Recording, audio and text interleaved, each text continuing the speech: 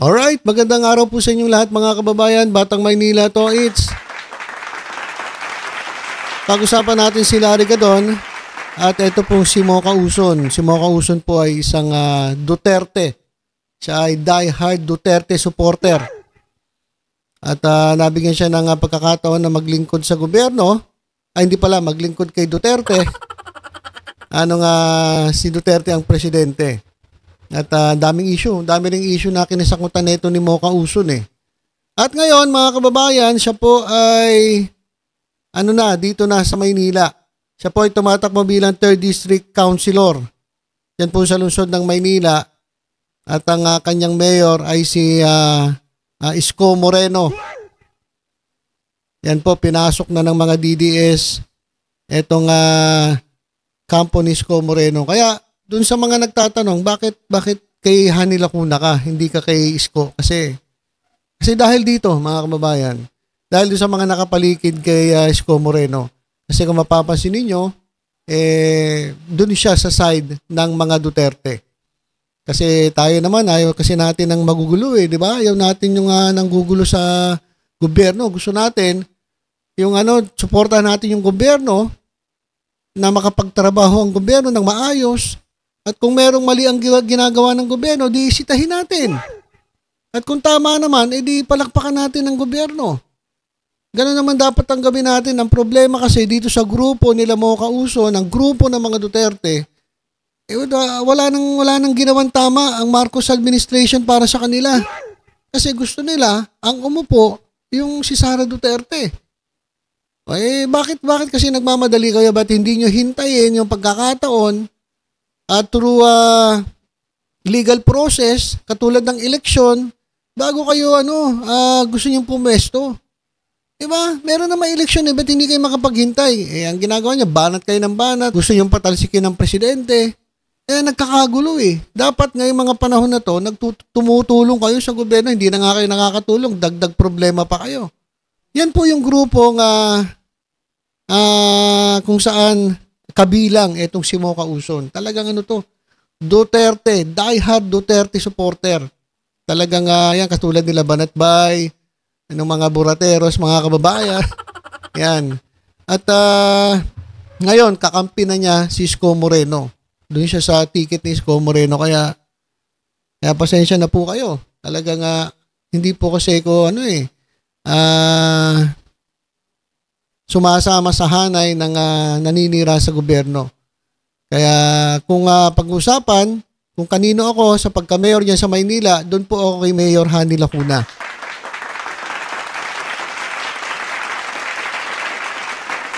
Sabi nga ni Presidente Marcos, wag tayo doon sa pro-China. Wag tayo sa pro-China, wag tayo doon sa mga pro-Pogo.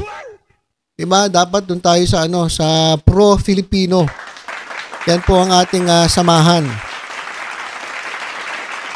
Okay, so ngayon tumatakbo siyang councilor sa 3rd District ng Maynila dahil wala na sigurong pag-asa yung kanyang party list.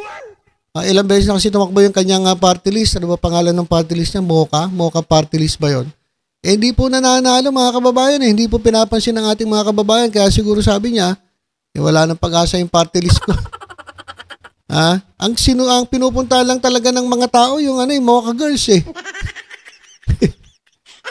Mocha Girls na talaga pinupuntahan ng tao. Kasi naman pag nagpe-perform talaga ng mga ang sisi-sexy. Ayun po yung alaga nila. At eto dating sila Mocha Uson, sila Banatbay, kung makabanat kay Isko, grabe mga kababayan. Hinamon pa nga ni Banatbay si Isko Moreno ng suntukan Tapos si Mocha Uson din, ganun din.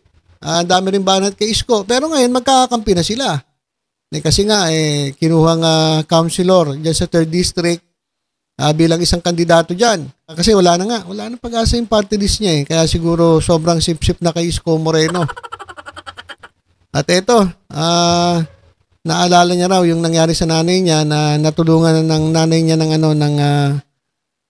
itinayo yan sa Maynila na COVID-19 Field Hospital. Marami naman talaga natulungan yan. So yun po inaalala ni Mocha Uson. Pero yung panglalait niya kay Isko, yung mga banat niya kay Isko, kinalimutan niya, naaalala niya lang itong natulungan siya ng COVID-19 field hospital. Kaya mga kababayan kapag kayo nabigyan ng cookie ni Mocha, huwag po kayong basta-basta na lang maniniwala at lalong-lalo na kung kayo nasa ikatlong distrito ng Lungsod ng Maynila na nabigyan ng cookie ni Mocha. Huwag po kayo basta-basta maniniwala. Tingnan nyo po yung mga kasamahan nito mga to. Tingnan natin maigi, pag-aralan natin. Baka natotolongges na tayo, hindi natin alam. Diba? So pinakamaganda talaga, yan po sa Lungsod ng Maynila, piliin po natin si Mayor Hani Lacuna, sapagkat under Mayor Hani Lacuna, nabigyan po sila ng Good Governance Award sa kauna-unahang pagkakataon, mga kababayan. Kahit itong Maynila ay hirap na hirap at baon sa utang, maganda pa rin ang naging pangangalaga ni Mayor Hani Lacuna dyan po sa Lungsod ng Maynila. At si Mocha Uso naman, huwag kayong magpapaloko sa cookie ni Mocha.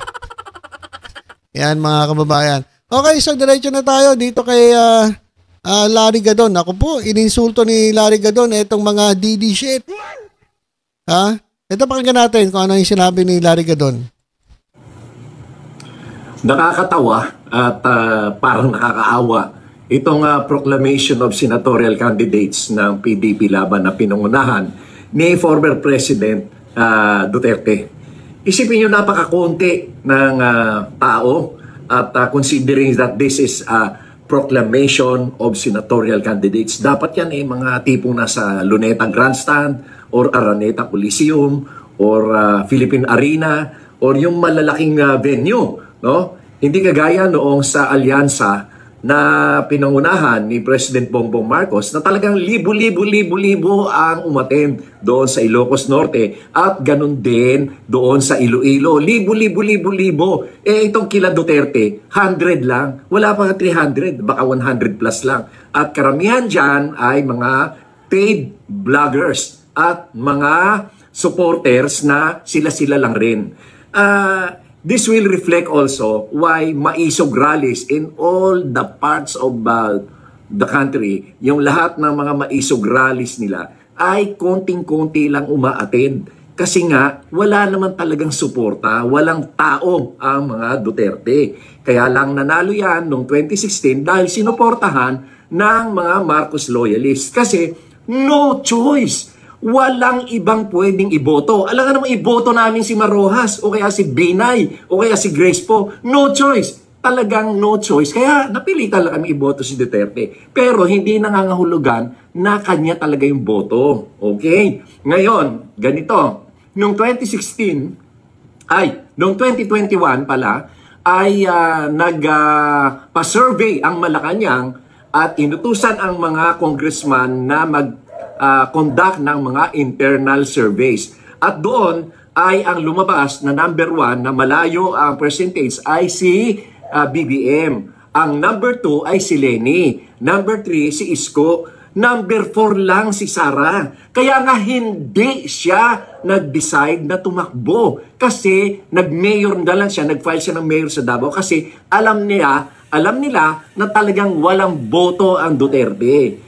Ngayon, tinausap lang siya na isang kaibigan, family friend, na lawyer din, na sinabi sa kanya, sikat ka lang ngayon dahil anak ka ng presidente, pero pag hindi na presidente yung tatay mo, makakalimutan ka na ng tao. Kaya ang ginawa niya, tumakbo siyang vice president ng BBM. Kasi nga, sure winner siya kung kay BBM. Yan ang totoo niyan. Walang tao ang Duterte. Wala.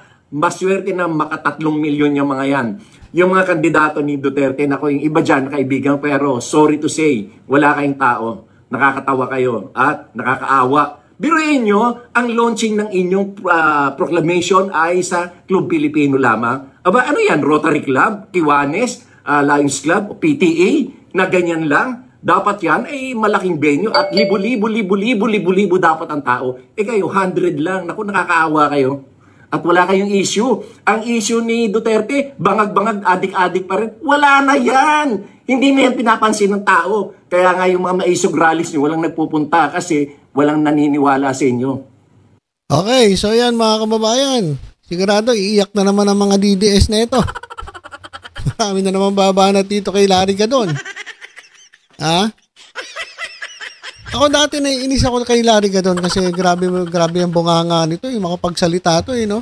Yung salitang bobo, ayun siya yung kumbaga parang nagpauso 'Di ba? Sasalita ka ng ganung pananalita at mahilig magmura. Kaya nga na-disbar to Pero mo kung ano kabastos ang sinabi nito.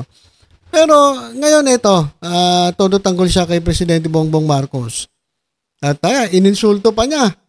Etong padapa slate, etong kanilang proclamation rally. Totoo naman Bakit ang liit ng venue? Diba, senator yan. Hindi naman yan mayor lang Hindi naman yan mga konsehal ng bayan na dyan lang sa Club Pilipino. Diba? Dapat talaga sa malaking venue. So bakit daw ganon? Kasi wala naman daw sumusuporta talaga dyan sa mga Duterte. Parang yung maisog. Totoo naman, tama na naman sinabi na ito. Kasi tingnan niyo yung mga maisog, wala talaga nagpupunta. Sino nagpupunta sa mga maisog? Yung mga miyembro ng KOJC. O yung mga vlogger sila. Kahit dyan sa Club Pilipino, ganun din. Vlogger sila nagparami, tas sila lang yun nandun. Wala talaga yung suporta ng taong bayan. Kaya, sabi tuloy ni Presidente na eto mga kandidato nila, eto mga padapa senator, parang nautusan lang bumili ng suka, tas nabigyan ng certificate of candidacy. Ngayon ginagamit naman ang issue ng mga padapa senators yan, ng mga vloggers ng trolls ng PDP o ng kabila, ng kalaban. Kaya ito, ininsulto. Ano kaya magiging reaksyon ng DDS dito? Kaya yan mga kababayan, sabi nga ni Larry Gadon, wala na po talagang dating etong mga kandidato ni Duterte kasi etong mga Duterte mismo wala na rin Sabi ko sa inyo matagal na pabagsak na po ang kanilang ang kasikatan. Tapos wala naman daw issue. Ang issue lang na talaga ni Duterte na paulit-ulit na sinasabi nila na bangag ang presidente. Sabi nga ni Larry Gadon, wala na yan Tagal lang usapan yan Diba? Hindi na yan kinakagat ng tao. So yan mga kababayan yung ating update.